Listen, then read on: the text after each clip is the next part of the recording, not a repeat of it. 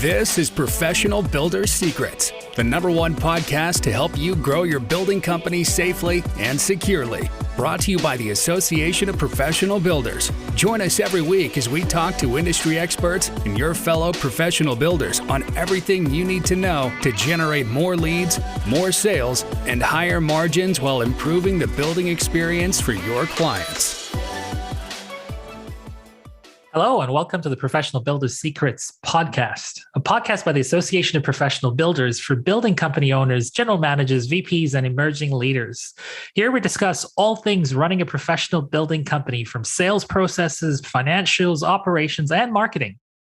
We have yet another exciting episode from the Professional Builders Secrets podcast.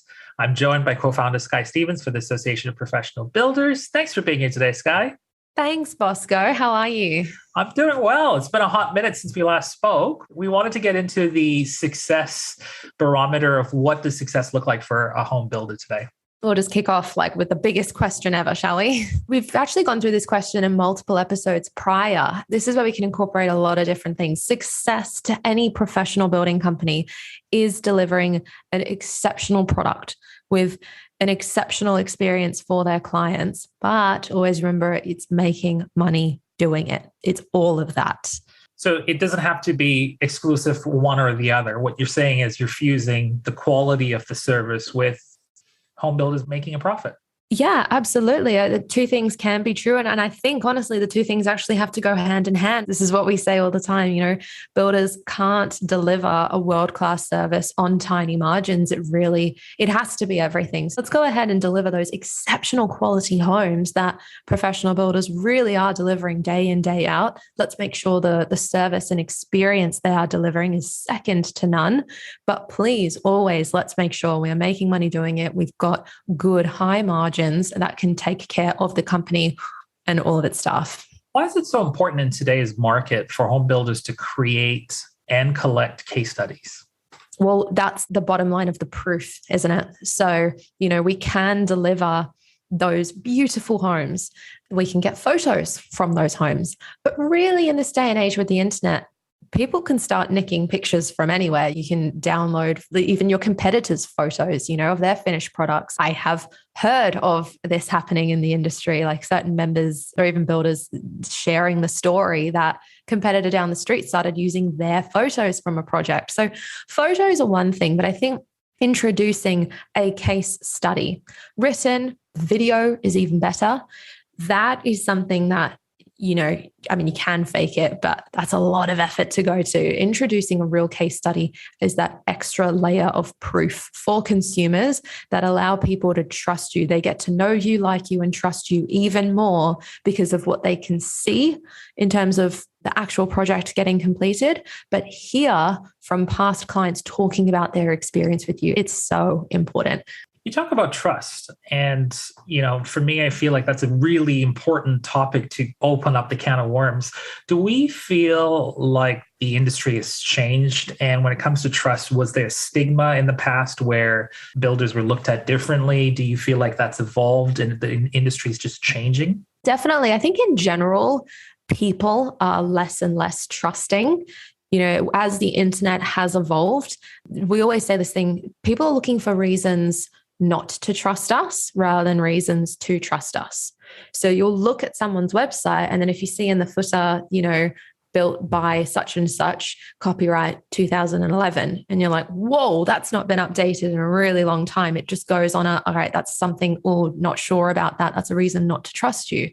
So in general, I think people are getting less and less trusting because of how much is available at the moment, but especially in the industry like the residential construction industry. This is big money getting thrown about. This industry, let's be honest, doesn't have the best reputation with every consumer. So there's a lot of weariness out there. There are a lot of horror stories people have heard.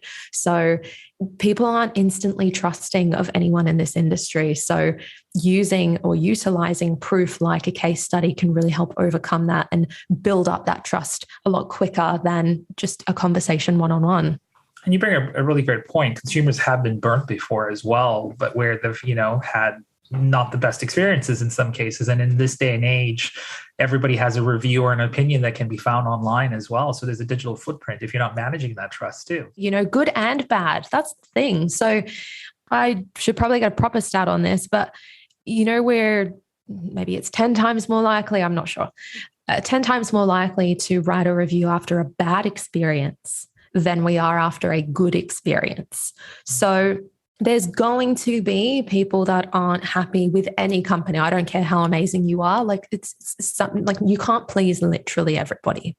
But what we can control is all of our good publicity. So we can actually control getting positive reviews on those platforms, but then obviously going that step ahead and getting it on camera and on video and making a point of getting ahead in that way. It's interesting because this conversation is not only just talking about credibility for sales, but it's also about reputation management as well. Because most of the time, a lot of us will look at, 5-star reviews and make decisions based on those little, tiny objects that sit on a website, right? So it's interesting you bring that up.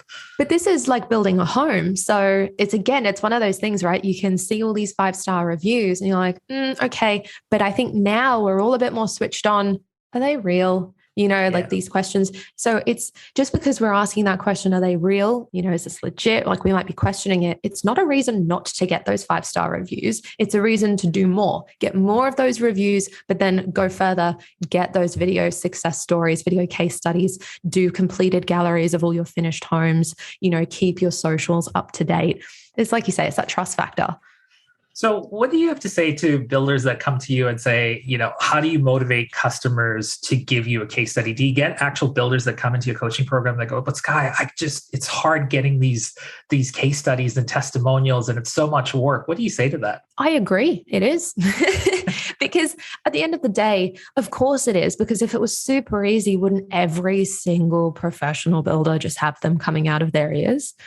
Like every single, not even professional builder, every builder would. So it is work. But like everything we do at APB, if you can create a system and systematically roll it out and just ensure you're proactively asking for them, because I think that's the biggest mistake. They don't just happen. You can't just like literally deliver an amazing home with an exceptional experience and just expect they're going to say great things. It comes back to, you're 10 times more likely to write a negative review rather than a positive review after an experience. So how can you motivate your customers, like your clients that you've built for to give a case study? Quite frankly, you ask them. But there's a lot of work that goes into making sure that by the time you ask them, you know what the answer is. They're falling over themselves to talk about you. So that comes back to delivering an exceptional product with an exceptional service. Mistakes happen, things happen. Goodness, you'll be working with them for 6, 9, 12, 18 months before you get to that handover point, if you're doing the design and build. So things are going to be happening. So it was like when a problem happened, how did you proactively solve it for them? That like you're getting judged on every single thing. And if you can keep exceeding their expectations and just being that constant to them, you want to make sure by the time you go ahead and actually ask for them to participate in a video testimonial or a video case study, their answer is going to be yes. They'll be falling over themselves. And then it's just admin at that point, getting it all set up. You get your camera crew there, you can get all the filming and photography done. And that's it becomes the easiest bit. I think the hardest hurdle is actually getting the agreement to do it, I would say. It sounds like what you're saying is also it holds the owners accountable for success as well. And sort of be responsible to push the envelope, not just deliver a service in many ways too. Definitely. And think as you scale your building company as the owner, you're most likely not going to be involved with every single client anymore. So if we can have goals internally for our company, we want X amount of reviews, or we want a referral after every project, or we want, at least X amount of video case studies a year. That ensures that our team is still delivering that exceptional product with an exceptional service that people are still happy to get on camera and actually share that. You just brought up an interesting point too. You just said as a business owner, you might not be across all the clients. So now you need to have a system to make sure that your staff are actually doing what they need to do and delivering things on time. Totally. And it shouldn't be down to anyone remembering. You want to put something as simple as a case study into a process. And the thing is, you can get these case studies done at any point in time in the process. Obviously, probably the easiest one I would say is at handover, once they've got their beautiful new home because they're all excited, or even once they've had it all furnished and kitted out and they had it all decorated, because you can get much more beautiful photos from that point. You can ask for a review, referral, case study at any point in the process. You just need to catch them on a win, catch them on a success. And catch them when they're in a good mood. Yeah, well, exactly. You don't ask them when there's a problem happening, right? That's true. Well, let's rip the Band-Aid off and let's get into, what goes into a successful case study, and what are you seeing today that's actually, delivering results? Well, there's actually an art to delivering a good professional case study that actually works. There's a big difference. Maybe we should talk about this. There's a difference between a testimonial and a case study. Let's dig a little deeper into the differences between the two. So a testimonial is when someone literally just speaks and praises your building company, which, might I add, is fantastic. We do want them. I'm not saying they're not great at all, but a testimonial is quite frankly all about you and your building company. I absolutely loved Bosco from Bosco Custom Homes. He couldn't have done a better job. Love everything about the process, blah, blah, blah. That's a testimonial, and we want a ton of them. But what gives a lot of clout in your entire marketing process, that will help in your sales process, is producing what we've been talking about, which is a case study. And case studies are a little bit different because they're actually a story and they focus all about the client. You, as the builder and the building company, you just helped them win the day. So the case study is all about them. We're such and such. We were looking to design and build a custom home in this area. We'd actually built before, but it was a horrific experience. So we were really concerned this time around. We were doing a lot of research. We happened to stumble across, XYZ Builders. That's your building company. We went through the whole process. We were able to ask so many questions, and we got the home of our dreams. Now we can have our grandchildren over wherever, blah, blah, blah. You can see in that small off-the-cuff example of a case study, it's actually all about the clients, and the builder was mentioned as a means to get the client what they actually wanted. And that's what you want as a case study, because when that happens, when you actually get that on camera and you get to promote that in your sales and your marketing, it's other prospective clients that get to see themselves in those clients that are on camera and can relate to them. And they're like, well, you know what? If they solved their problem, like I'm exactly like that. I had the same experience, or we want the same outcome. I love what they had. I can see myself in that person. They're then thinking, okay, what did they do to solve that problem? Oh, well, they went and talked to that building company. That's what I should do. Does that make sense? Yeah, I mean, you've kind of crafted sort of where they were in their journey from the customer's lens, what the problem was that they were encountering, what prompted them to reach out to the building company, what was some of the actions that they loved, and then how did that turn into results? And that's basically the DNA that you just wireframe. But the interesting thing here was, I didn't realize until you actually articulated this, a testimonial is more focused on the builder. A case study is more focused on the actual customer. Exactly. And that's the key. That's the kicker. I've seen a lot of builders try and produce what they're thinking is a case study, but it's just an elongated testimonial. It's even longer, and it's still all about them. And let's be honest, we all love hearing good things about ourselves. And, subconsciously we're always like, yeah, let's just talk about us. It's marketing for our building company after all. But to get into the psyche of someone, even your prospective clients, get them to see themselves in your current clients. And that's the power of a case study. And you know what else as well? They're actually more memorable than a testimonial. And you know why? Because it's real. Yeah. But also it's the story. And we are literally designed to remember stories more. Right. So you're basically like getting your current clients or even your past clients to share their story. Everyone remembers that. So when you go into a sales conversation, these help your sales process and sales conversations phenomenally. But by the time you get into a sales conversation, and we know how powerful it is sharing stories when we're selling, like this is borderline sales 101 at this point. But what you'll find happen, like the more case studies you get, your prospects in front of you will actually finish the story off for you. Like, I remember that. I loved that house. I got inspired by this part of it or whatever. They can share your own stories with you. You are right about the fact that, people remember stories. I think if you look at a lot of these TV shows as well, I used to watch The Living Room on Fridays, and I used to love the transformation that would be the before and after. And I think people are driven by transformation results. So going into that, concept of storytelling, how do you see storytelling playing a part in case studies? And do you recommend the visual type of storytelling in today's market?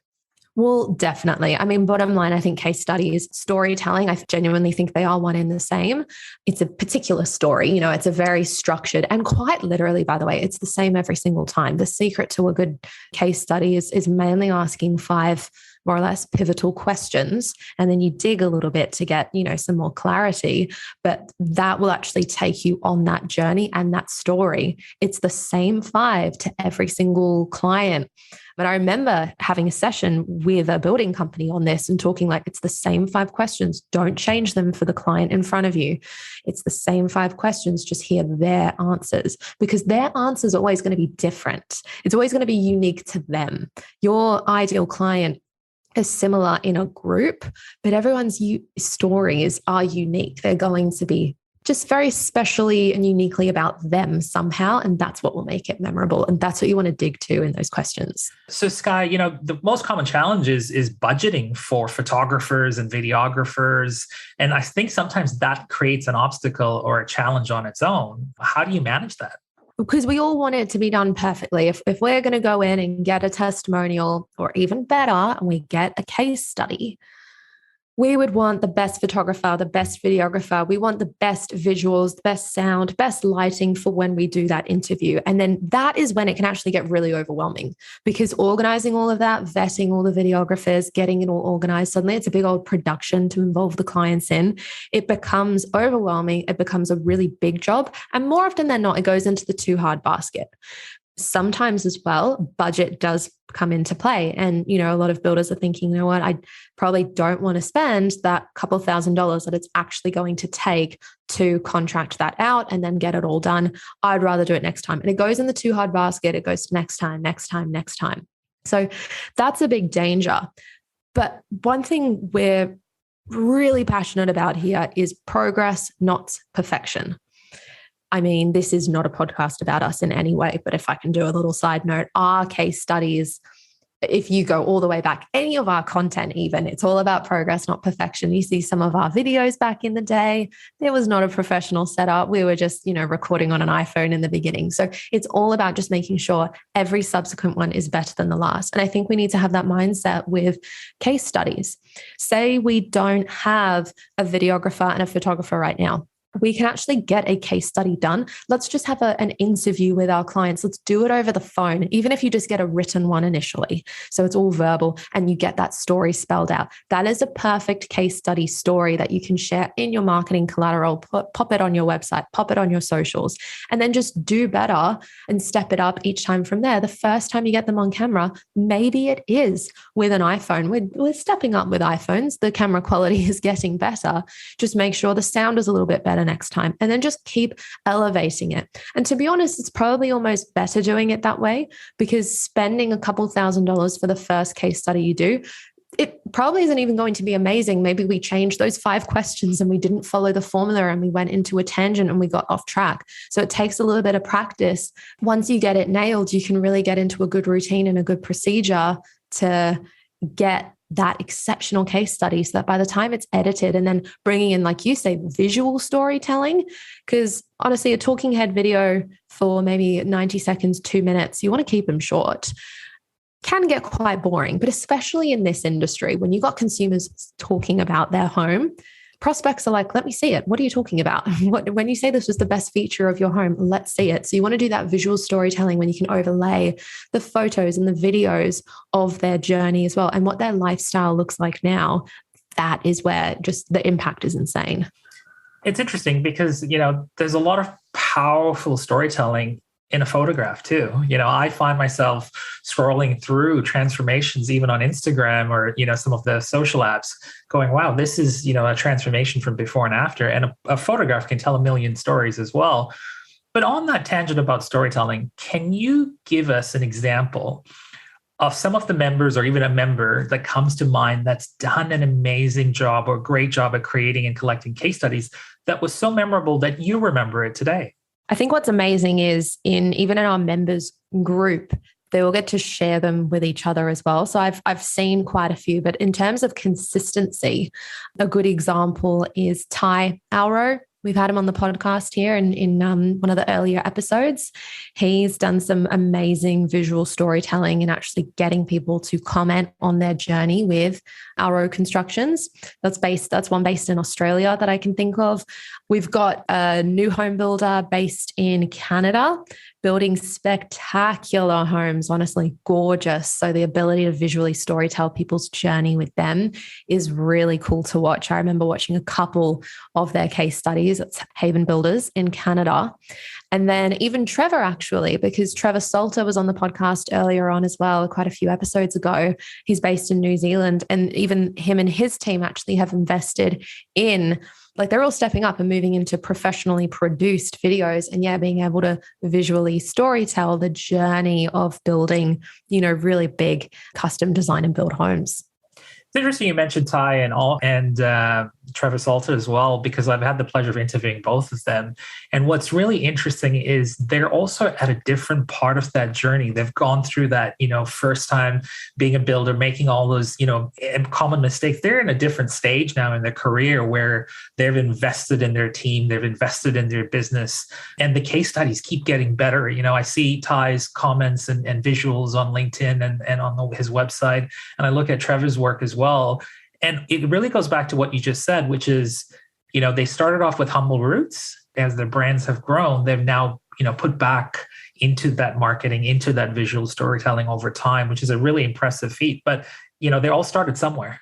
Well, exactly. And what's really interesting as well is both of those, just as an example, have actually done case studies for us at APB. And so there's always been like an awesome opportunity to be like, okay, let's walk you through the case study formula. You know exactly what you ask your clients. We're going to ask you the same ones, and we're going to pop it together in a story. So it was borderline always like a little bit of training as well at the same time. But it's phenomenal, right? Even if you compare both of, APB, we've got Ty's story, we've got Trevor's story. They are the same questions. You watch the videos, they are the exact same formula, but they are so unique to each of those guys. It's incredible, right? Yeah, it's interesting you say that, Steve, because when I was interviewing them both, I actually asked them similar questions, but they both had different answers. They are both, like, obviously a professional builder, so it's APB's market, but they're both so unique. And so you can see now when a builder starts interviewing their clients as a group, they are similar because they're their target market, but the stories are going to be unique and memorable. All right, so we've covered what goes into a case study. We've covered the importance of it. Let's talk about how do you leverage and maximize the use of a case study. So let's just say we've had a builder now that's invested in the time. They've got some wonderful case studies. Where do you see them dropping that, and where do they use it? That's the key word. Where do you use it? Because there's nothing more devastating than seeing a lot of time, effort, and money go into building an asset like this, and it just getting thrown up on Facebook and it will get buried in the feed. It just gets put on Instagram, then it gets buried. Worse, I've seen them just not get used anywhere and just get put on the website. So the key is to actually use it. And in this day and age, you can't get eyeballs on anything for free. So we have to put money behind it to make the most of it. So if we do put it on socials as a post, sure, that's cool. But the organic reach is less than 1% at this point, isn't it? So we need to put some money behind it to get people to see it, whether that's in a Facebook ad, a YouTube ad. Obviously, Facebook ads will include Instagram ads as well. We want to be able to actually send traffic to that case study from our database. Because if we've been doing our marketing and advertising right, we're building up a database of our own of all these different email addresses, some with phone numbers that we've had sales opportunities with, past or present. We want to be able to send those eyeballs to watch that. That helps us in our sales process. So we would be utilizing that case study in email campaigns. And I would use it in two different ways. One would actually be linking to that case study so they can go to our YouTube channel and actually watch that video. or linking it to a page on our website where it's got the video, it's got some details about the project. There's a project gallery there. It shares the brief. I love pages like this when it's done well. You can host these case studies on your website as, past projects. And you can talk about what was the project brief? How big was the land? What was the scope? What was the area of the actual home? You don't need to give away actual costings, but you can talk about, these were our clients. These were the deal, like non-negotiables that they were looking for. Here's like a video of their experience, and here's the project gallery. People are nosy, yes, but people also are trying to look for, is that what I want? Because I have a similar brief. How did they achieve that? So that's like a really good way that it can properly be utilized as well. It needs to be, I would transcribe it. If you get it on video, like you were saying, I would get it transcribed. So now you've got a written one, and I would put that in emails as well for people to read. I would put that on a separate page for people to read. I would pop that in my proposals, all of my sales presentations as well. And I would have them as a bulleted list ready for my salespeople so that they are, I suppose, trained to remember those stories so they can pluck them out at the right time in a sales conversation and say, you know what, Bosco, you remind me so much of like these clients because they came with the exact same brief. It was a different location. The block was slightly bigger and it was facing this way, but he was looking for X, Y, and Z. And it took a little bit, and we ended up doing this, that, and that, and we achieved that. And you're able to utilize this proof in a way that's so much more real because you're retelling a story.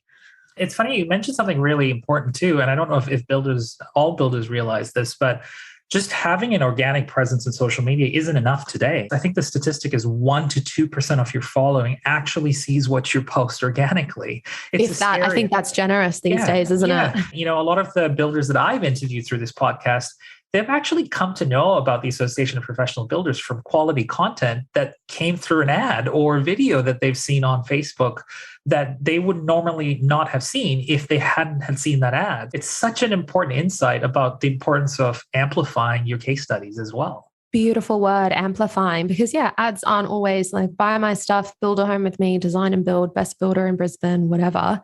Ads are literally just a word of like, it's amplifying content. I've put money behind this so you can see it. So we want content rich adverts as well. Like this, we've done an episode on this. This is content marketing, and this is another form of content that you can use in your marketing because it's still educational. It's storytelling. It's a bit of proof. Let's talk about trends, because I think advertising would fall into one of those trends. But what do you feel are some of the trends when it comes to professional home builders today, when it comes to case studies? Do you feel that they're upping their game a little bit? Do you feel like you're seeing different types of visuals, drone videography? What do you see as the future?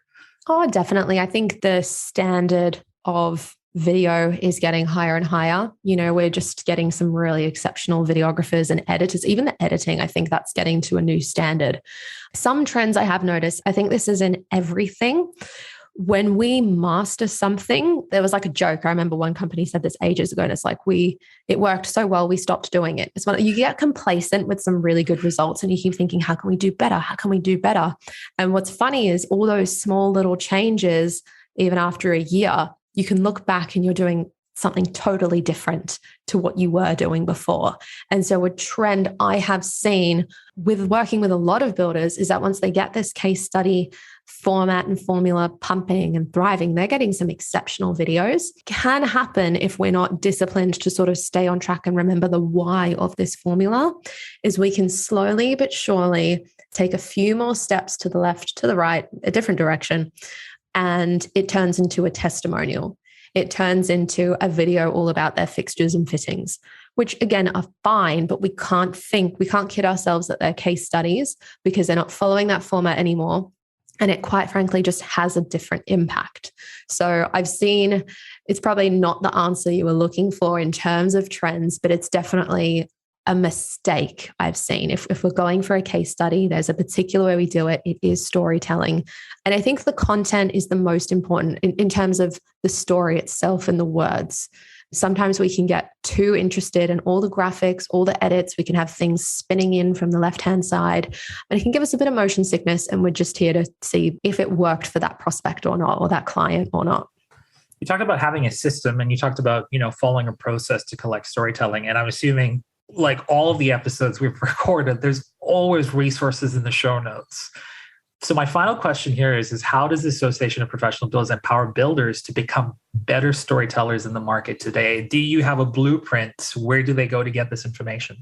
Totally. All of our members, obviously, that are members of APB, we have a training portal that essentially can give them all different step-by-step trainings on a particular module. And we do have one for creating a case study, creating a successful case study that actually works. And it is that blueprint. It's the 5 pillar questions to work through and even the follow-up questions so you can dig a little bit deeper, some do's and don'ts and tips. And we give that away in such detail to give our members the confidence on actually getting the answer that they're looking for. But what I will say in terms of really good storytelling, because we've mentioned it to all of our members in this course, and I think we've mentioned it even on this podcast before, there is a phenomenal book that I think everyone should read because it's so relevant in any form of marketing, not just a case study.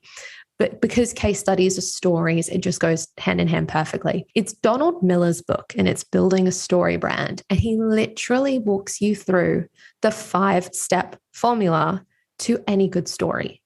So, you'll watch any movie from this point and just know how it ends because you know the formula. Any good story follows a formula. And that's the kicker as well, right? It works because of the formula. So trying to be unique and different and reinventing the wheel is how you get a movie flop in the box office. So let's follow the formula and just keep winning every single time. And this, honestly, is actually where what we talked about in the beginning, testimonials are about us, case studies are about them. That's where that profound realization even came from in that book. It's a customer's journey that we are trying to tell. So it's actually their story. And so us as the, building company owner and the builder of their dream home to get their win, we were quite simply the guide. We're not the hero of the story. Can't think of a good movie to give an example, but you've got like the lead character. They always have a helpful little guide. And the guide is the one that helped them win the day in most cases. But the hero gets all the glory. So that's what we want to do with the case studies. The customer has all the glory. We, as the building company owners, we just helped them get there. And we're okay with that because we want to celebrate them so we can get more prospects just like them. So that's a big tip, I would say. It's a really, really great book, Building a Story Brand, Donald Miller. Being the Robin to the Batman, right? As they say. That's the one. That was the example I needed. Well, Sky, I went into this interview with, trying to understand the elements of the case study and how to maximize it. But I walked out of here realizing what you're really doing is inspiring builders to become their own media hub, regardless of whether they're outsourcing, the videographer or having an in-house videographer, photographer, or becoming a visual storyteller. We're really changing the narrative and saying, in order for you to tell great stories, you have to share that and become your own media hub internally as well. Definitely. We all need to know how this works. You can outsource it all the time. You can outsource, honestly, anything in your building company. But as really anyone inside your own building company, you want to know what the formula is so you know you're hitting it on the head each and every time, like you say. All right, I'm going to throw a curveball question, and it's my favorite question because usually it really surprises guests, but in your case, I think you're going to answer it very smoothly. So here's my curveball question. You've been on camera a lot in the last few years. I've seen you on media interviews. You've had a lot of confidence over time building all of these things as well. What's the best camera tip for someone, a customer who's nervous or wants to be on camera to give a case study or testimonial or something like that? What advice do you have for them? Literally forget the camera is there because they don't need to be looking into the camera to be giving that first case study, especially if someone is super nervous. Just make sure if they're standing in front of the camera, there's a camera behind them, but you are there asking the questions, stand right next to it and just say, hey, just talk to me. We're just having a chat. There's no pressure here. I genuinely just want to hear about your experience. Just go out of your way to make them feel as comfortable as possible. If you've gotten them to the point of getting a case study, they've had such an exceptional experience with you to date that they should feel much more comfortable just chatting to you and sharing their own story. Any final words of wisdom, Sky? I would probably just say that it's probably one of the most underrated parts of any marketing campaign is a really good case study, but using the art of storytelling in it. So try it. Do it, nail it, do it well. Just start improving each time and you'll be amazed at how many of your prospects will repeat those stories back to you when they make inquiries, when they're going through the sales process. They will know them because they will remember them because they're stories. So I just do one right now. Memorable storytelling. That's it. Thank you so much for your time today, Sky. No worries. Thank you, Bosco. Thank you for listening. Remember to subscribe to Professional Builders Secrets on your favorite podcast platform and leave a review. To learn more about how the systems at the Association of Professional Builders can help you grow your building company, visit associationofprofessionalbuilders.com. See you next time.